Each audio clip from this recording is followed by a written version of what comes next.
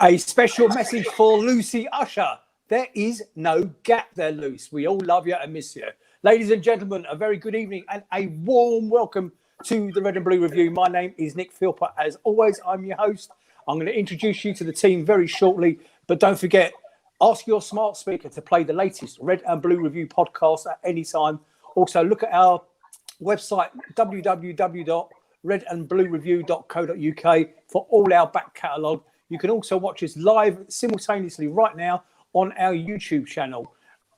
Jump on there and say hello. We can see your comments coming through, and Ian will pop them up on screen, who is in the background. That's Ian Lyons in the background. First of all, I'm going to do the other lot first, Jimbo.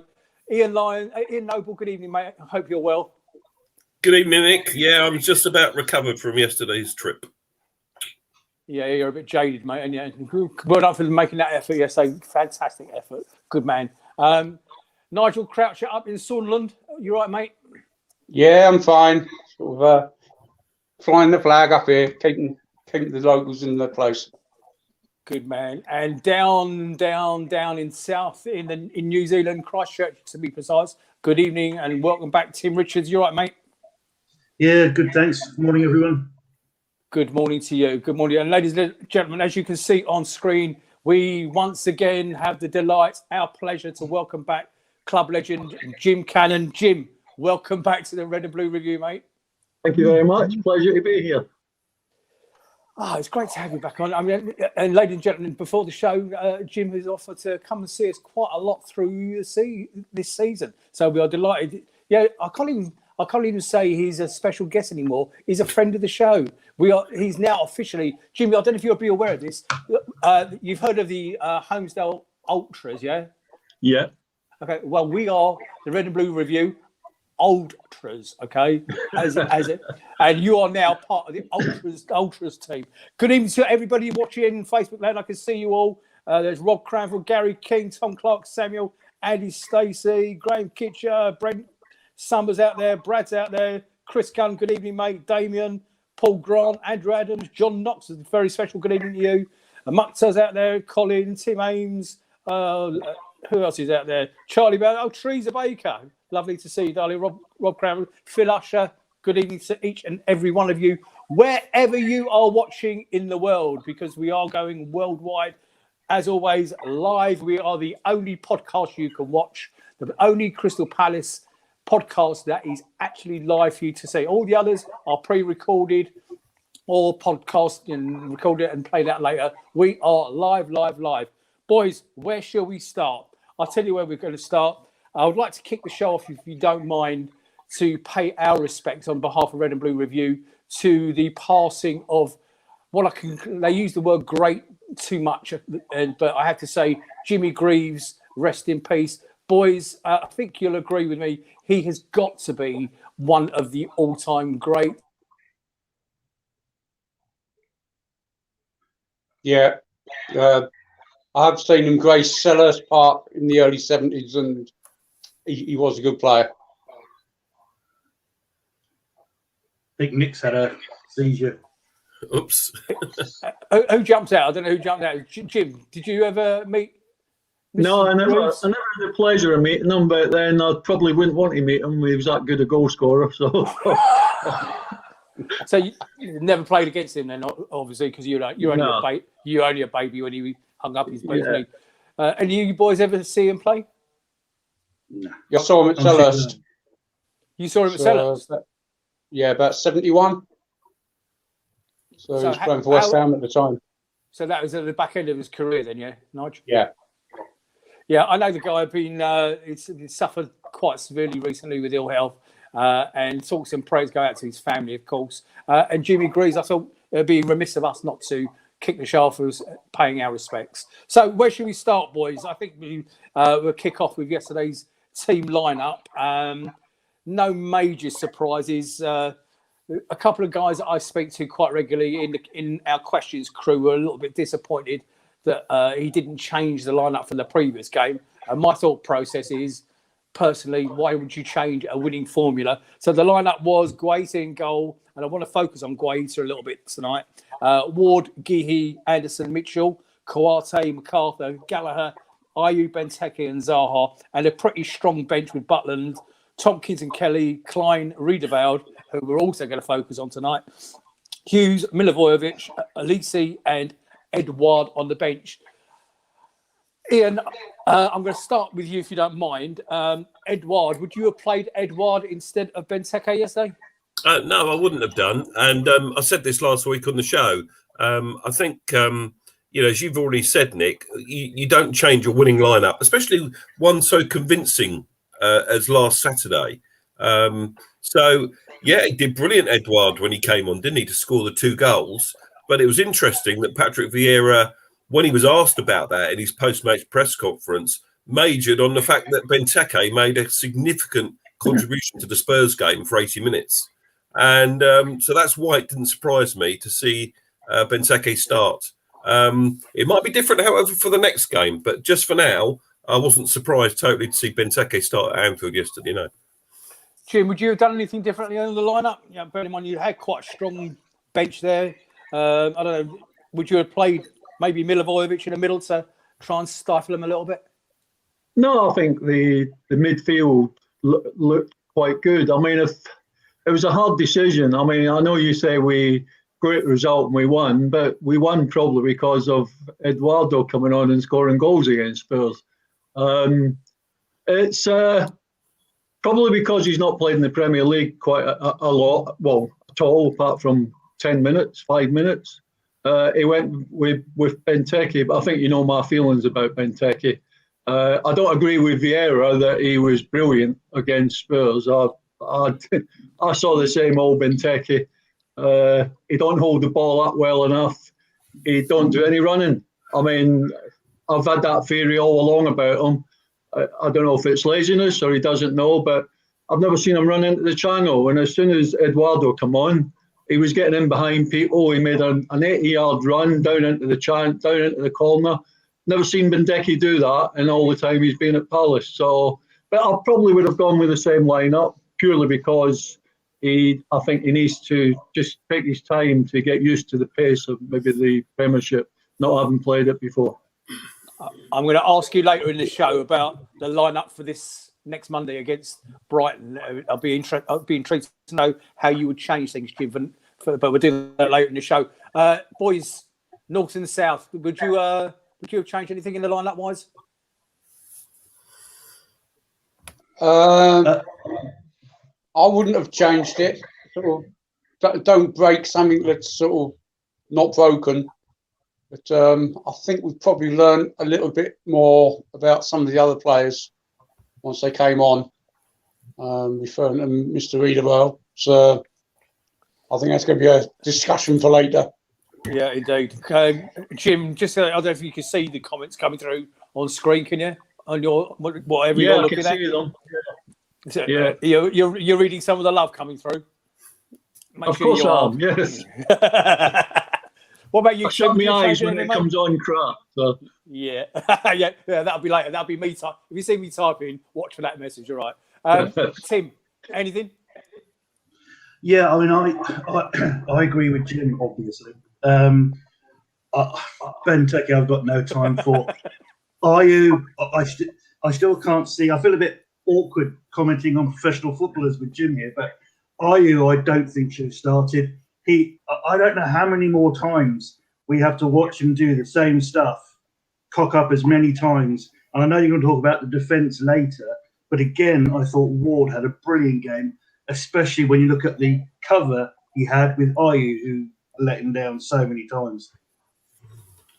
Yeah, I think I'm coming to you right now, Ian. But I think if I was to change anything from yesterday, I would have perhaps started Alisi for Jordan Ayew because yes, he had a good 90 minutes against Spurs, but he might have given Wardy a little bit more protection. Ian, what were you going to say, mate? Yeah, I've just seen a Paul Holden's comment, which I think is a really, really valid one.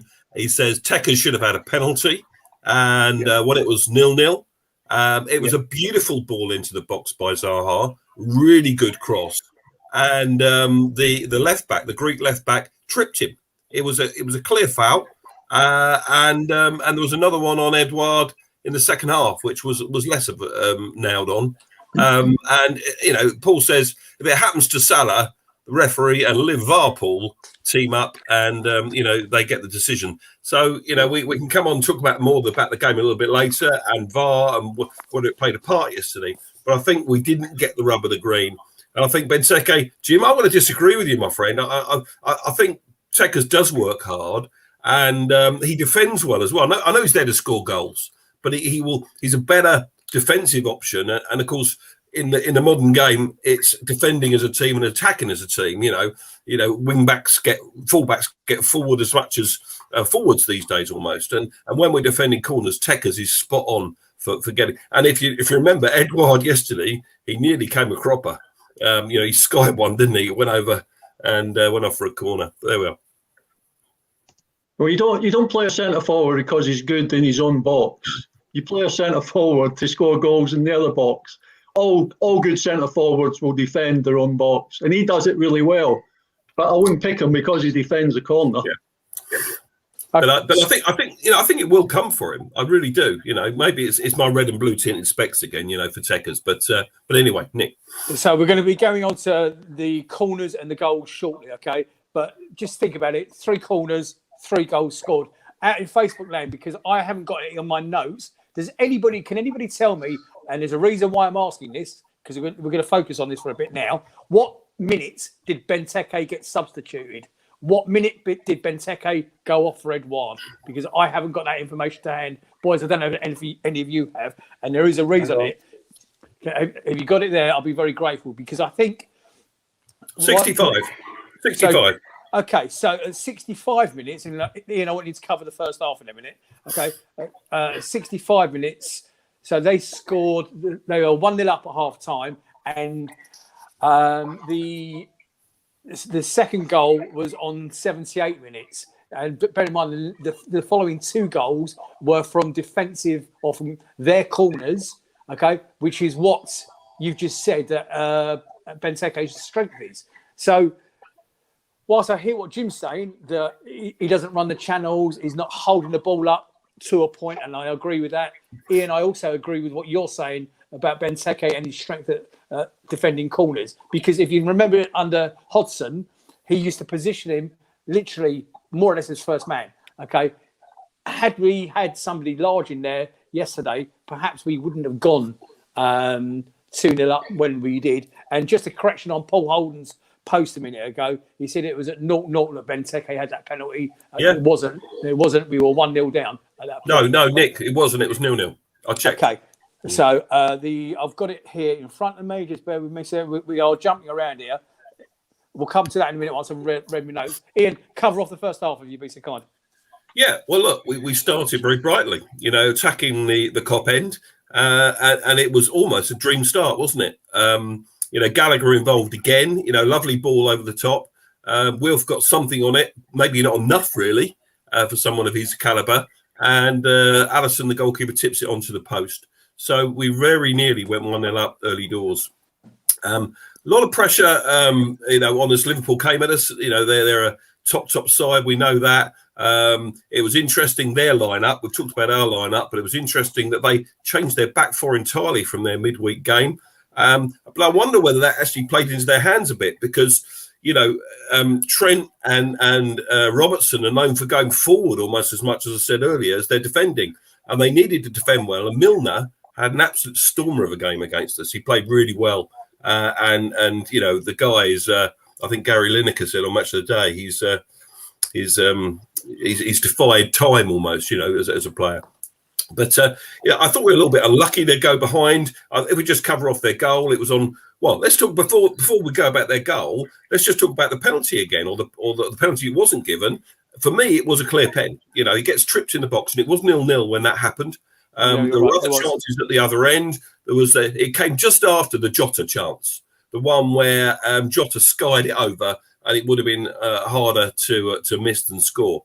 But once we're, it ebbed and flowed, I suppose, the first half a bit. But Liverpool, they're a class act. The corner, when the ball came in, they played it into a space that Salah occupied. Great header. Guaita, another really good save. but it was Maka that switched off for the first goal. If you watch it back, Maka's the one that should have been picking up Mane, turns around and it just loses him. And if you give players like Mane and Salah room in the box, they're going to score goals. You know, we've seen it time and time again. We're playing a class side. So I think we're a little bit unlucky to go in 1-0 down, but that's where we found ourselves, at the break. So there was some sort of stat yesterday about Mane. He's got his 100th goal, and over a tenth of them have come against Palace. I mean, That's right. Yeah. What we got to do apart from take the bloke out? Jim, as a former defender, how would you have dealt with a fast guy like that? I mean, obviously your pace was fairly decent, but you're up against a guy that's Olympic-style sprinter. How would you deal with him? Well, with players like that, you can't get too close to them. So you got to try and read the situation, give yourself a couple of yards. If you get tight to people like that and he turns, he's gone. But I mean, the goal, I only saw a few highlights. Ian said that Maka lost them. But that happens in them situations because the ball's driven in, great save from the keeper. And it's always forwards tend to react quicker than defenders because they are going that way, whereas defenders want to come the other way. So, he's a special player. To be honest, I wouldn't like to play against him at any time in my career. So, Jim, since the last time you were on, we've slightly tweaked the format of what we do on the show. We are reviewing the game, and we're going to continue to do so. But we've also started to focus a little bit on the departments, okay? And I'm going to need your expertise in a minute, okay?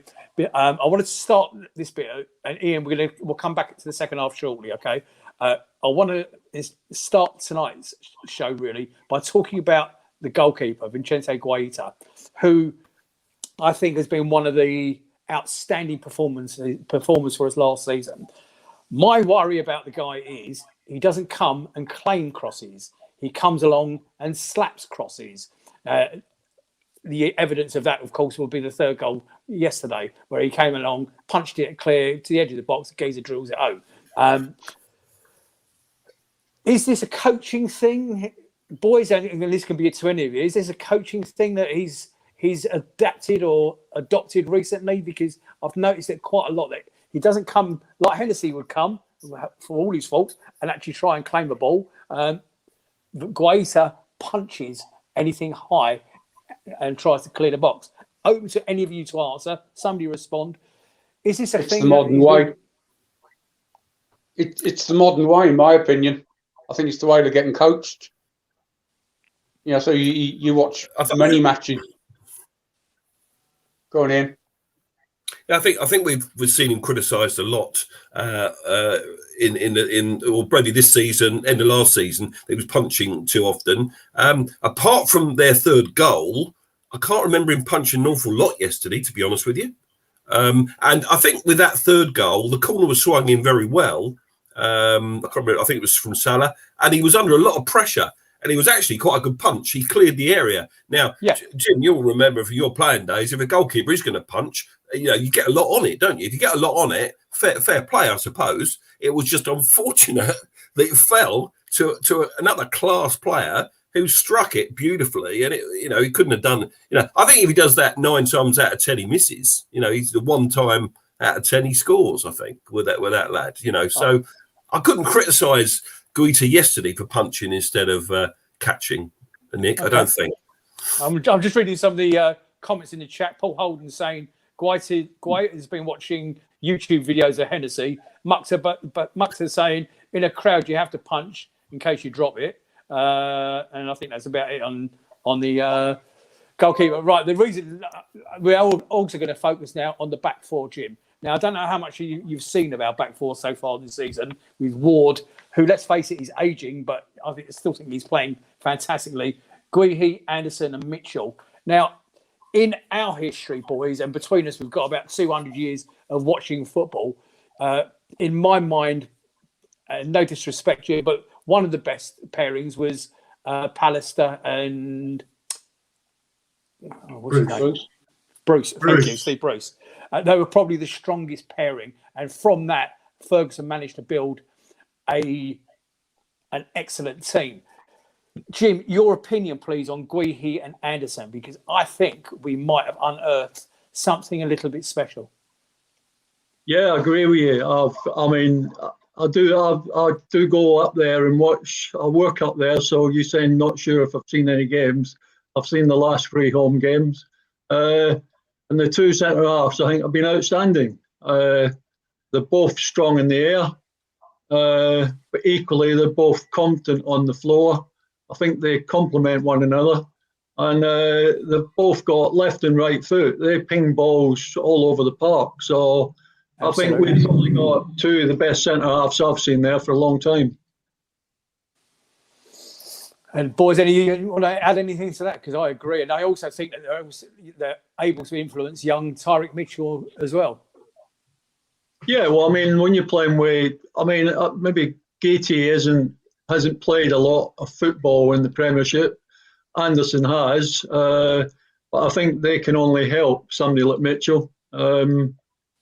Talking to them, making them aware of things that are going on. And I'll give a special mention to Wardy.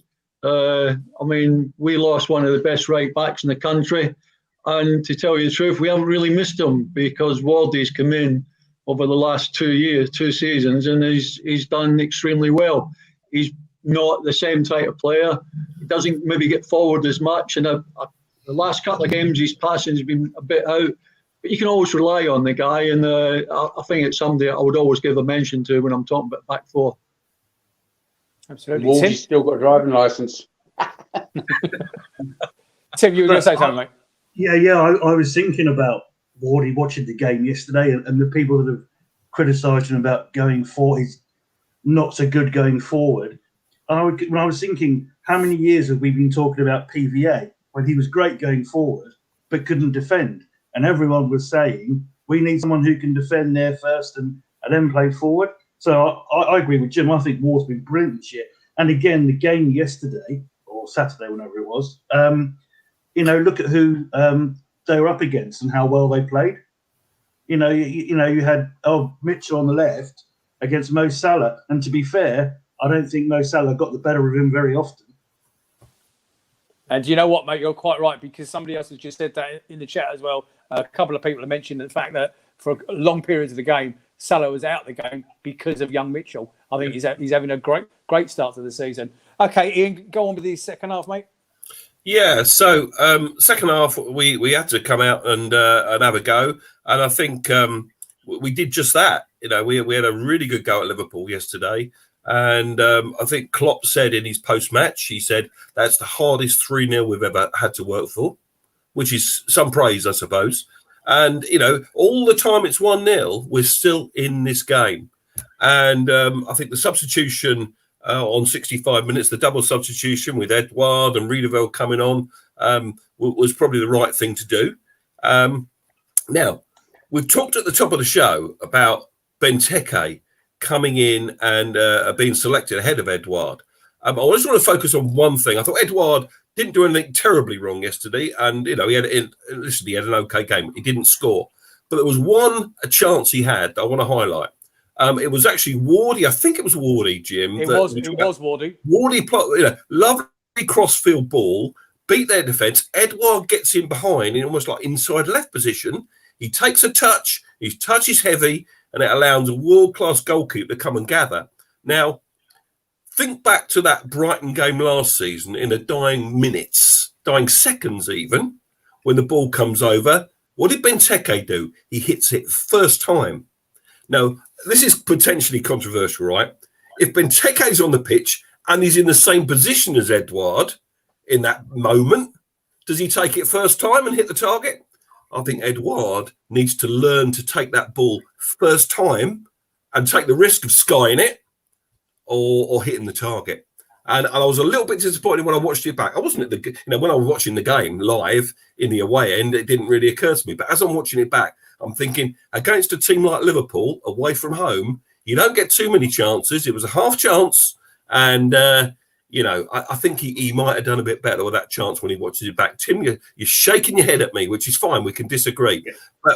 But a 0-0, we have chances to equalise. Now, when when they go forward, Liverpool, and when they get chances, like they get set pieces. All 3 goals were set pieces, by the way, weren't they? The first one we've talked about. The second one is cornering from the left-hand side. And, Riedeveld, as they said on Match of the Day, but I'll just say it again, he showed Salah his number. He turns his back, and he can't do that. You can't do that with Salah. You give him a moment in the box, 2 or 3 yards of space, and he hits it first time, and Guaita's got no chance at all. And you saw what it meant to him when he scored that goal, didn't you? Because he ripped his shirt off, not just to show his physique off, but what a physique the guy's got. Unbelievable. Anyway, a bit like you, not. But, that you could see, if that doesn't mean much to him, he doesn't do that. Does he take his shirt off? It meant an awful lot to him.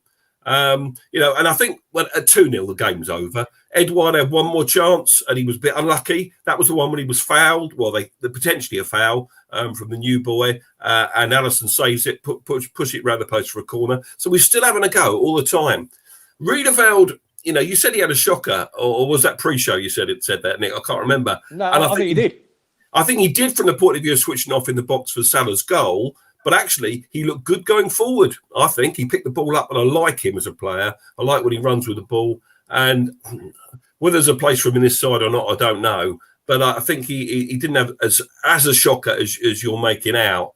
The third goal, right, it's in stoppage time. The corner, we've already talked about the punch. And, it's a worldie. It's an absolute worldie. And 3-0, someone said in the chat, it's never a 3-0 game. And I tweeted as much when I'm coming back on the train. I was reflecting on it. That's not 3-0. We're being hard done by there. But if that's how we feel when we get beat 3-0 at Anfield, there's some real positives to come out of this. So, I think the Glads can hold their head high and walk away and on to the next, really. So, if you talk about possession, 40%. 40% away at Anfield. I couldn't see that under Roy, could you? 40% possession. They had 25 shots to our 13, and Guaita saved 7 on target, apparently. That's a really good ratio. 10 corners to 5. They had more fouls than us. I thought they got away with a lot yesterday, Liverpool. I thought they were a little bit dirty. It was the number 6 in midfield from them, Thiago. I thought he fouled a lot. So did Milner. And I thought they could have picked up more bookings, Liverpool. And I think the ref, was playing to the home crowd and let them off a bit. Nudge? Second half, we actually had 60% possession. There you go. There you go. Jim, we changed it from 29 up to 40, which sort of gives you an extra 10% swing. Jim, just going back to the Edouard chance, I keep calling him bloody Edouard chance. Is that just him adjusting to the pace of the Premier League from the Scottish Premier League? No, it was just a bad touch. It was a heavy touch. That happens, it's the balls come through. If his first touch is right, he gets a shot on goal. His first touch was heavy. Happens all the time in games. I've just watched the Chelsea Spurs game. There was 3 or 4 times world-class players, a heavy touch, it's gone away from them. And he was too near the keeper. He couldn't do anything. But I will point out the chance, I think you said, where Alisson saved it. He actually didn't save it. Alisson went, if you look at it in slow motion, Alisson went to his left, and just as he struck it, which was going that way, the defender that was with him just deflected off. Okay. So I actually think if that defender hadn't touched it, that would have gone in the back of the net. But that's just one of them things, isn't it? But yeah, I think it's just a heavy touch. It happens, in all areas of the game. And unfortunately, at Anfield, you don't want to have heavy touch. You want to have a good touch and a strike at goal. But you might be right. Maybe he's just getting used to the pace. I mean, certainly the pace of the Premier League is a lot different to the pace of the Scottish Premier League. So he'll get used to that. I'm sure he will. I'll tell you, I'd love to sit down with you one day and have a beer and discuss the merits of the SPL against the English Premier League and the difference in quality. We ain't got time for it tonight, but I mean, I'll go on. Just in a sentence, give us your summary between the two. Well, like they talk about Celtic and Rangers coming in a few years ago, coming into the Premiership, which they would do well to finish in the top half of the table, because I think the players in the Premiership have far better than the players in the Scottish Premiership. But I mean, it's a good league, but I would say it's probably Championship status. I wouldn't think it's, certainly most of them teams would probably struggle in the Championship. But I don't watch enough of it anyway to really comment on it. But it's certainly nowhere near Premiership standard. Boys, to the rest of you three, in the chat there is a bit of a discussion going on about the merits of Ayew. Some of them said he was a beast yesterday. Some of them said he was poor yesterday. Your thoughts on Jordan Ayew? And because we're going to come on to the Brighton game in a minute, what do we do next? Ian, you were there. You go first. Yeah, I mean, I'll be honest with you. I can't remember much about Jordan Ayew yesterday, his game. So I think that probably says it all, doesn't it? You know, he had a pretty nondescript. I can't remember him losing the ball much. You know, he's got a lot of industry. He works hard, I think. I like to see him play a bit more with a smile on his face, but I don't think he'd ever change that. I think he gets a lot of criticism, and maybe unjustifiably so sometimes. But, and this is a popular view in the chat, I think now is the time probably to drop him for Elise going forward in the next game. And yeah, he's a player I'm pleased he's still at the club because I think he can give us a lot. But I'm not sure when everyone's fit whether he should be in the starting 11. And I can't remember too much about him yesterday, if I'm honest with you, even though I was there. So there we go. And boys, the young, I'm going to call him Michael because we keep calling Elise. Young Michael, does he start against Brighton, do you think? And how do we play Elise, Edouard and Eze and Zaha when they're all fit? It's a selection headache, isn't it, really? Yeah. Tim, go on, it's a headache we've never had before, isn't it? Yeah, I shouldn't start. He shouldn't start again for a while. Whenever he picks the ball up, I never have any confidence he's going to play the right ball. He doesn't look up. His head's down, and he's just like a headless chicken going here, there, and everywhere. And like when he took the free kick yesterday, or during the game, why is he taking a free kick? No, he doesn't start for me. Full stop. So, somebody in the chat has just asked a question. Brett Kemp just asked the question, when is Eze back? I think he's training. Brett, I can tell you now that this question was posed to the manager on Friday. He is training, but he's only light training. He may well be back with the group in the next week to 10 days, but not in full training yet. So I think we're probably, you've got to realise that when he first got that injury, and it's a horrific injury, there was talk about it going to be back into January, early February before his return. We're now talking about end of September, early October for his return, which would be a fantastic effort. The most important thing is they don't rush him back. We've got an abundance of riches up front at the moment, an abundance of riches. And I think, the last thing I want to see, I don't want him rushed back. Jim seems to have disappeared there for a second. But right, I wanted to go on to next week. And I think so Palace finished at Anfield, 3-0 loss. So a bit of typical Palace, really. We go from a draw to a massive victory to a pretty heavy defeat. So there's your roller coaster in 3 weekends. Right there, it's just typical Palace, as other people say. So what do we do? Brighton riding high. I think it's important that we touch on how well that they are doing at the moment. I think they're currently sitting third in the Premier League. What do we do next week? We're at home. We're under the lights. A rocking Selhurst Park. I don't know. How do we line up? What would we change? I think, Ian, I'm going to come to you first. What would you change for next week? Yeah, I sort of alluded to it already. I would pick Edouard to start up top next week. I think just switch it around a little bit and be interested to see how he deals with it from the off.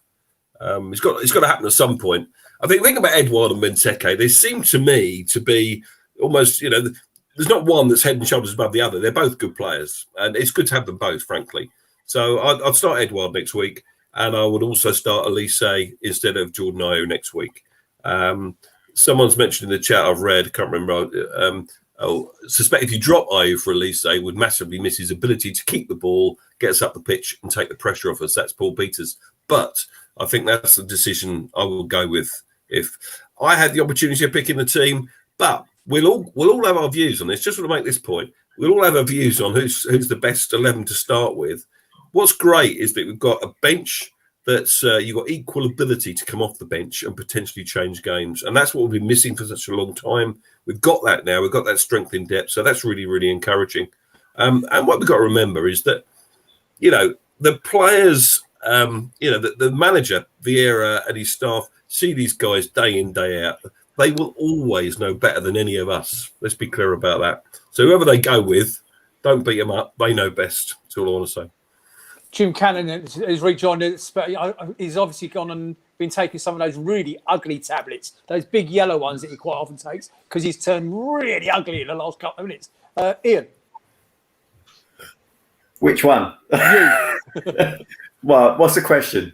We were talking about strength and depth and changing for next week. I think it's fantastic. I think as everyone's been talking about, we've seen Elise. I know from having spoken with Jim during the week that the feedback he's getting on Elise from within the club and the thoughts they have about what a prospect he is seriously encouraging.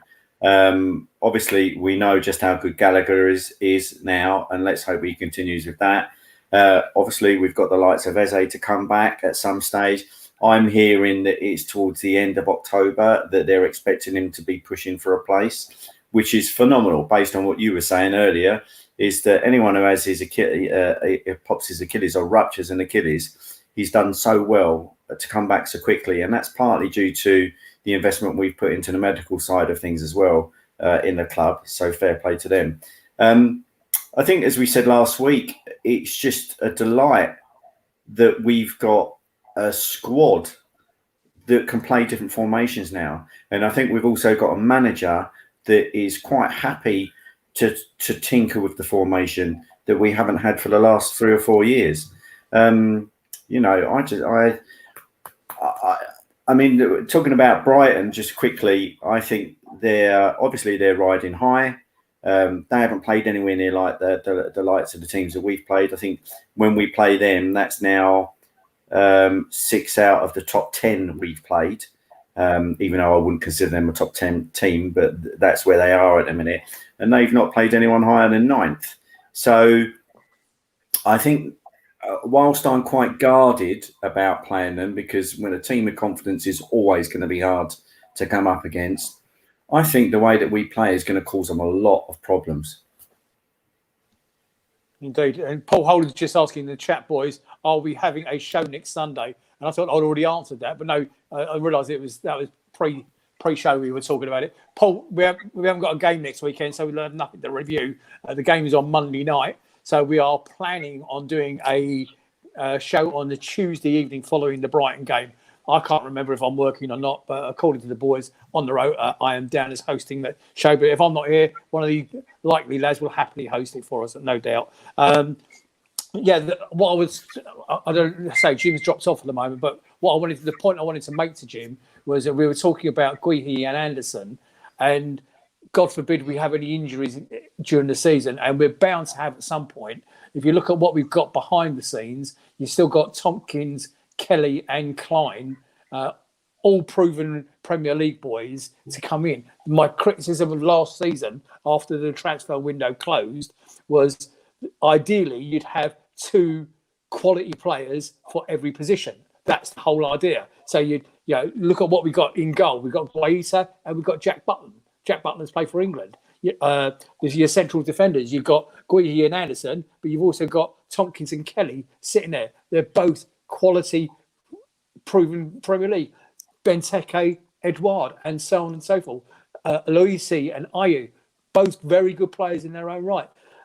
Right, Nigel Croucher, talk to me about next Monday on the lineup, because I'd like your views. What would you change? I agree with Ian Noble. I'd start Edouard and also young Michael, because I don't know if any of you saw the under-23 match against Leicester. We whopped them 6-1, and I think he had 5 assists. Yeah, So he is one gentleman on form. Okay, Tim, I'm coming to you on the same question in a minute. Ladies and gentlemen out in Facebook land, there's loads of you out there. I'm watching your comments going through. But bearing in mind, we have the club legend, Jim Cannon, on the show, albeit he dropped off for a minute. Okay, we've got the club legend. Can you please demonstrate some love right now by hitting the heart button? I'm going to start you off. That's me going up through the screen. Hit the button. Give me some love. Nigel's going mentally. I can see. I want some love hearts going through the screen right now for our club legend who comes on our show. Jim Cannon only comes on our show, and Jim Cannon is going to be a regular on our show. Talking about Cannon, he's Matty. We have played top. I missed his comment. Matty says we played top teams, including Brentford. We smashed some of the opposition at some point, especially the way we're playing. I am super confident that it's going to happen, and it may even be against Brighton. Says Matty Cannon. Well done. I presume Matty, you're no relation to the big man. Obviously not. Right, Tim, your thoughts on our squad depth, please. I think, like you were saying, Nick, I can't remember a squad where we've had so many options for so many positions, and not only options but good options. You know, we lost 3-0 on Saturday, but I've never been so positive after 3-0 loss. The way we played was really impressive. Vieira's got them playing well. We kept going. I mean, was it 13 shots we had? I mean, how many games over the last 3 or 4 years has it been a month before we've had 13 shots? So, no. The Scousers at Euston. Is that right, Ian? Yeah. It was full of Liverpool fans yesterday. So I was talking to a few of them. I said, so do you get up often? You know, do you get up for many games, or do you only come up for the big teams? But yeah, and some of them. I mean, one guy we were talking to the way back, to be fair, Liverpool fan, really decent bloke. And, you know, he's a southerner, but he's a proper Liverpool fan. He goes up as often as he can. He always goes to all the Champions League nights. He's always supported Liverpool since he was a kid. You know, we don't choose who we support, do we? It's good to support your local team, where you grew up or your family are from. But let's face it, you know, if you got a Liverpool supporting dad or something, and, you know, you were taken to watch Liverpool games, and at the age of 5 and 6, you were told you had to support Liverpool, and you bought Liverpool kits, you know, you might sadly end up supporting Liverpool, you know, or Crystal Palace or any other team. So, you know, I don't knock these people. And I love talking to opposition fans. And some of them were really decent guys yesterday, to be fair, on the way back. But there were a lot of them on the train, for sure. I'm surprised you got back. I'm surprised they didn't nick the wheels off the train. That is a bit of a cliche, wasn't it? That was a bit of a cliche. I didn't mean that. I'm sure there are some very nice Liverpool fans out there. I'm sure there are. Right, so onto Monday night's game. Is it live on Sky or is it BT Sport, boys? I can't remember. Sky. It's on Sky.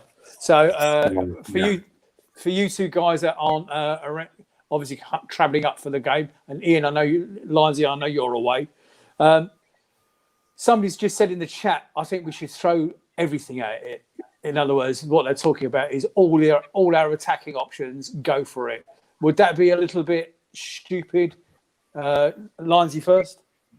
Yeah, I don't think we'll be that naive. I understand what they're saying. I think the whole thing is that, and you know, if we're not already, I know that we're going to be talking about Vieira's approach, but he wants us to be a lot more braver on the ball, and by that it's not always coming goal side of the ball, defending deep, and then you've got no one to hit.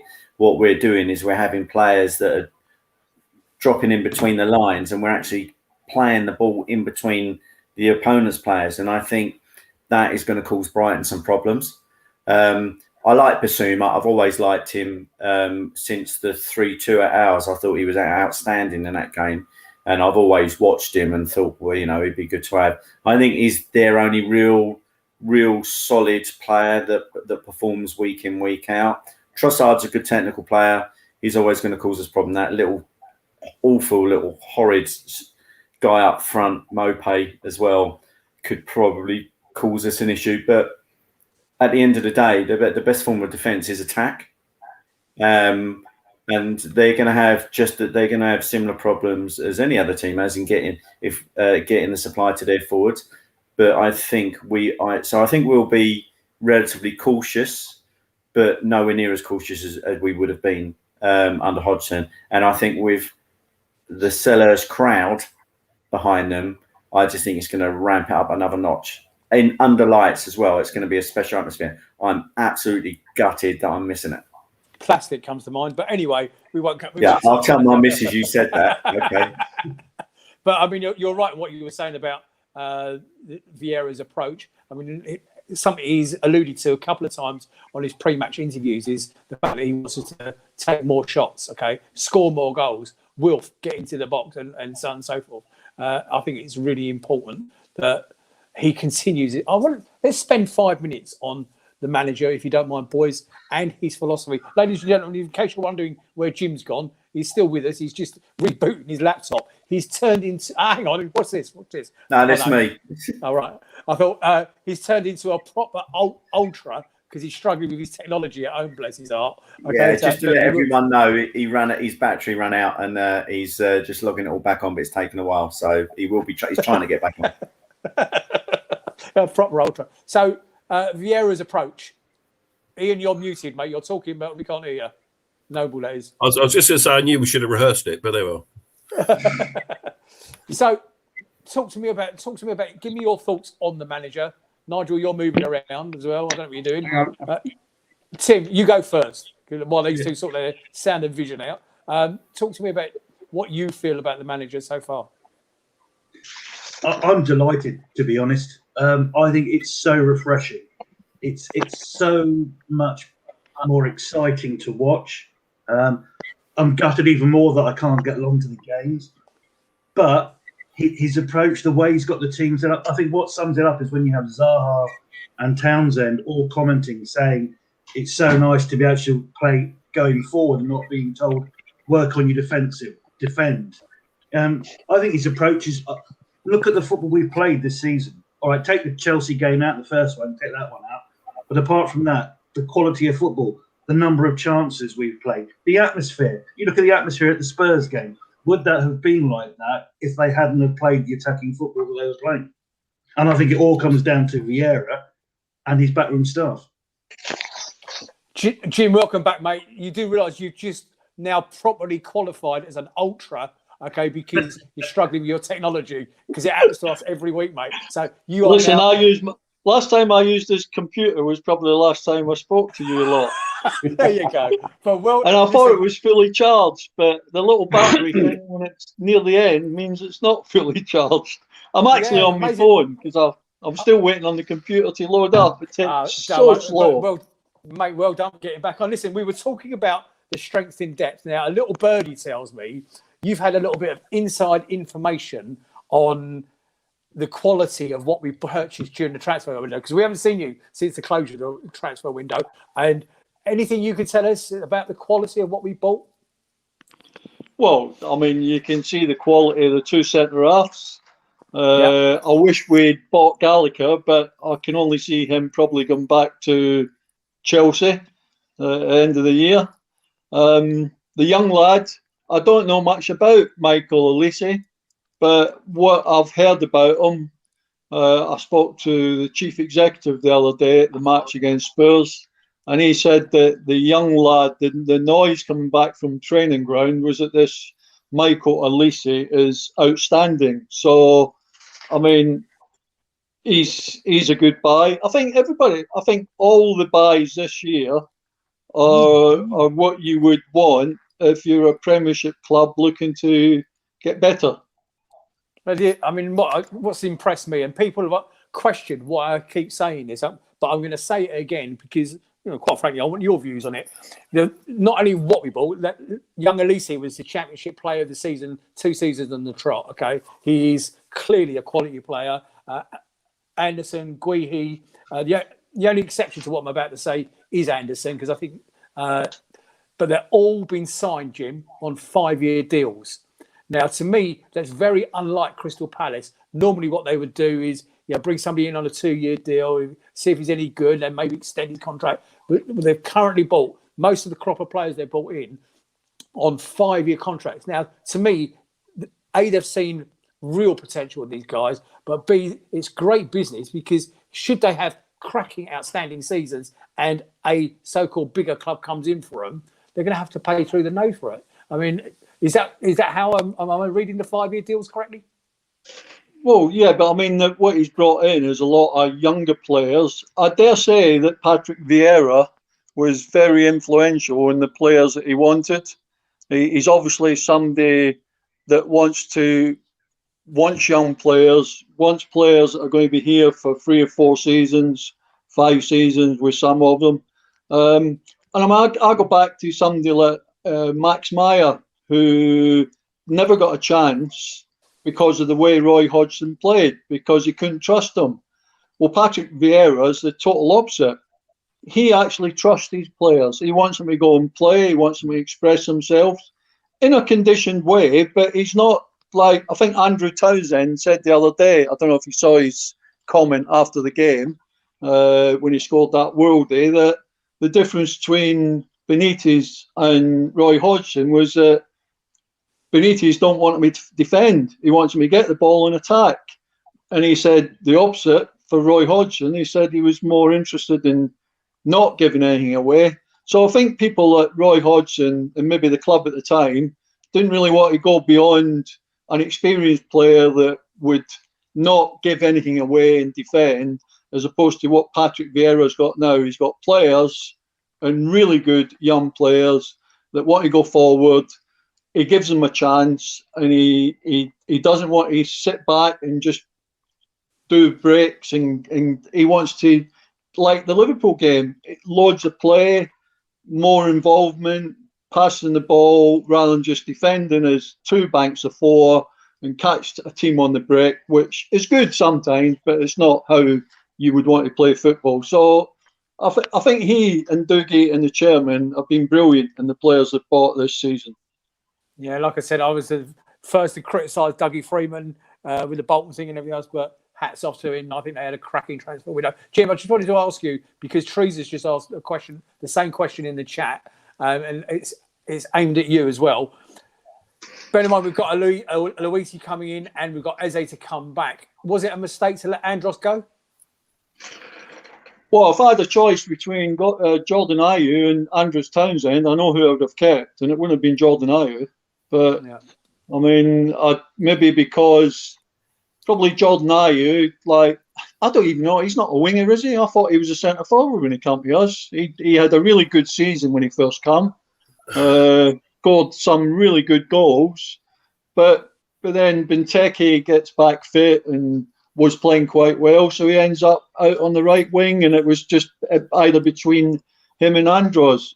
So I don't know. I mean, I would have kept Andros Townsend and said to Jordan Ayew, off you go, but I'm not the manager.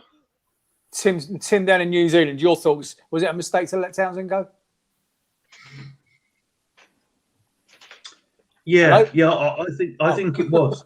Yeah, no, I was thinking, Nick. It's like when you think about something. I know it's difficult for you, but yeah, I think it was a mistake because he's another one like Ward. He's a real club player. He has not been there as long as Ward, but you could see the club meant something to him, and I would have liked to have seen him stay for another season. To be fair. Yeah, boys, the other two, you got anything? Go on in.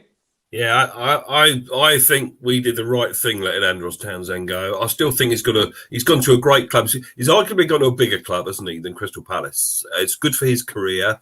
I think he's had 5 great seasons with us, is it?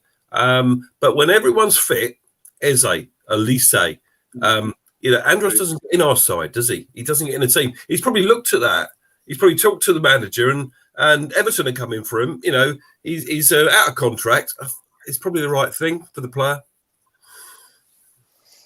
Tim, Jim, we were talking while you were rebooting your laptop about strengthening the depth in the squad, and I asked the boys to have a look at, and we were talking about actually what we had on the bench and the stuff. I don't know how familiar you are with the youngsters, but for your positions, we had Guehi and Anderson starting yesterday. But if we were to lose one of them through injury through the season, which I'm sure we will, then suspension, we've still got James Tompkins and Martin Kelly to come back in. The thing that's changed about the squad, not only have they reduced the average age from whatever he was, about 66 down to about 24, but they've also filled each position seems to have a quality player sitting in the wings. Your thoughts? Yeah, well, I mean, that's something that we've never had before. And this is probably the first season where we've had a number of players that probably could come in and you wouldn't probably notice too much difference because of the quality they've got. You've also got Kouyaté that can go back and play centre half, although I prefer him in the midfield position that he's in. But yeah, it's nice to look at the bench, and obviously when Ezzy's fit, you know, you could have a bench with like Edward or Benteke, Tompkins, Elise. I mean, all these players. You know, you've got Miko as well. So we've got a really probably the strongest squad. I don't know, 10, 15 seasons without a doubt. And it's exciting as well. And we've got some real quality forward-thinking players, and by the look of it, we've got a quality forward-thinking manager as well. That's what I'm quite excited about. Ladies and gentlemen, out in Facebook land, we're going to wrap up in the next couple of minutes. But before we go, I want you to think with your hearts, not your heads. Okay, your prediction, please, for the game against that South Coast lot, because I want to ask Jim in a minute what the local derby meant to him as a player. But go ahead, give us your predictions for next week, and then I'm going to ask the boys the same question in a second. Jim, it probably, I don't know, maybe I'm being a bit harsh, but on some of the squads that we've had over the years, I don't think it meant a massive amount to them. It's just another football game. Was it just another football game for you? And did you play in that many? I can't remember. What, against Brighton? Yeah. Yeah, no, it was never just another football game, because the rivalry then was probably when I played, as we were both coming out of the second division. They were trying to win it. We were trying to win it. You had two managers, Mallory and Terry Venables, that hated one another. The players got on really good with one another because we used to spend time down in Brighton, especially when we had FA Cup runs. And we'd stay there for a few days and we'd go out and drink with the players. But the fans obviously don't like one another, which is no problem, being a local derby. But you got to remember, we're playing against a top four club next Monday. Yeah. So it's going to be difficult, because I can't believe they've got 12 points at this time of the season. But you know, ridiculous, fair dues to them. I think they look. I must admit, they look a good side. They looked a good side last season when I saw them, without getting maybe the results that they deserved. And I think the manager's a really progressive, forward-thinking manager that likes to play football. So it's going to be difficult, but I still think we'll win 1-0. Oh, is that me dropping off? Who drops off there? Was that me? Yeah, I think it must have been you, mate. Can you compare the two local derbies that you must be most familiar with, the Palace Brighton one and the Glasgow derby? I mean, the beauty about the Palace Brighton one is just pure hatred in my mind. It's just, there is no religion involved in it. It's just pure hatred. But how do they compare?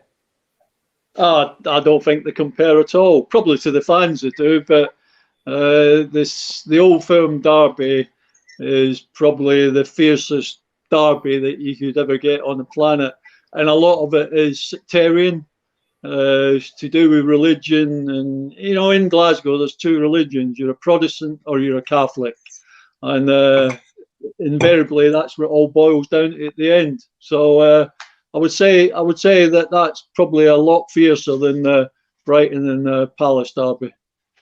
Interesting. Okay, gentlemen, your turn now. I want your score prediction from all of you, please. Starting off with you, Mr. Noble. 2-1 home win. There you go. 2-1 home win. Nigel, you making a note of these? Okay. In fact, Tim Richards, your prediction. 3-1 Palace. Okay. Nigel Croucher. I'm going ones each.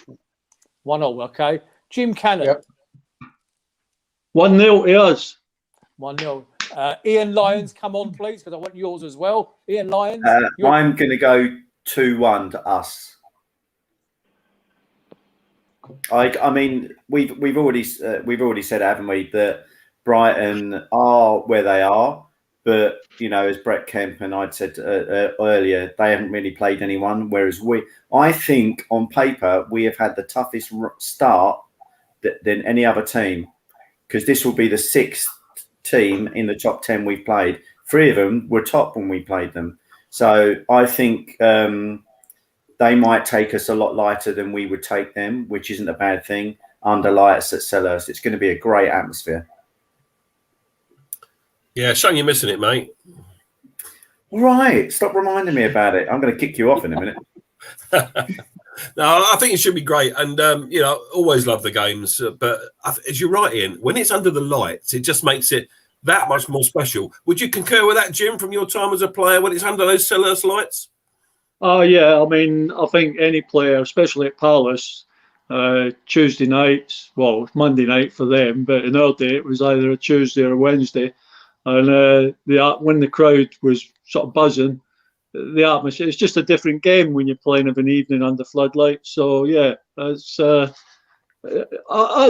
think because of the way we are playing at the moment, Brighton won't realise how different we play from when we played them before. And I would say, and I think Ian's right, they haven't really played anybody, but 12 points is 12 points. And we've had a really hard start. But at the end of the day, the 4 teams at the top of the league are going to win most of the games this year, which will be the 2 Manchester clubs, Chelsea, and who's the other one? Liverpool. So I don't, no disgrace that we lost to them. But I think we are looking a really good side, and I think the manager is making us play how a lot of the fans would love to see us play. So I think Brighton will be quite surprised the difference between this Palace side and the last time they played. Jim, I'll let you respond to this. I'll let you respond to this in the chat. Paul Holden has just asked, did they actually have lights in the days when Jim was playing? I think so. Fill your boots over the season. Right, okay. The reason I'm asking you all about your predictions is because I'm going to give you my prediction, and none of you have picked up on one very special subject, okay? My prediction is Palace will win 2-1 on Monday night, and scoring the winner, which will get under their skin for years to come, will be Edouard, okay? Will score the winner. Why? Why will it get under their skin? Because they desperately did everything. They moved heaven and earth to try and sign him weeks, probably months before we got involved in it. He signed for us. If you go on the North Stand chat, okay, I think it's 174 pages last time I looked. And the first 30 or 40 pages when they were about to sign him were saying how frigging brilliant this player is. He is outstanding. What a wonderful signing he's going to be for Brighton and Hove Albion. And then he signed at Palace. And you know the yeah, you know it. You know the rest. Yeah. The geezer, I mean, it is Brighton to a T. It is absolutely everything that we hate about that stupid little South Coast club. And get onto the North Stand chat, go onto the big board and just punch in the word Edouard and fill your boots and have comedy for hours and hours and hours. Right, boys, I'm conscious of the time. Jim's got family to go back to, so I've got a Sunday evening, I'm sure she's watching Strictly Come Dancing or some crap in there. So I think we're going to wrap it up there. Ian, Nigel and Tim, thank you so much as always. Thank you for what you're doing in the background as well. Ladies and gentlemen, especially one more bit of love for Jim Cannon in the chat. Some love hearts, please, before they go. I'll never read out all your predictions in the league. We will be back, or certainly the team will be back at some point on Tuesday evening, 8 o'clock. Look at the love hearts going through the screen, Jim. They're all aimed at you, my man. I don't know, Jim, we're going to send you a list of dates as to when you're available to come and join us. But I'll see you in a couple of weeks, hopefully, mate. Thank you for joining us, buddy. That's all right. Pleasure to be here. Ladies and gentlemen out in Facebook land, thank you so much for joining us. We'll see you again very, very, very soon. On behalf of myself, Nick, hold on. What? Go on. Hold on. Right, I was going to say was anyone who hasn't seen it yet, Jim and I had a good old chat. When was it, Jim? About a year ago, and it was he kept chewing my ear for so long I had to break it up into 3 parts. So go on to YouTube and watch it. It's a great chat. He's got some fantastic stories about his career, and I would recommend anyone who hasn't seen it going over there and watching them. It's also on the website as well, isn't it? I don't think so. Maybe they'll find it. Look up Red and Blue Review on YouTube. Red and Blue Review on YouTube. I'm sure it'll be there. Ladies and gentlemen, Nick Philpott signing off. See you next Tuesday. Good night, everybody. Up the Palace. Good night. Okay, bye.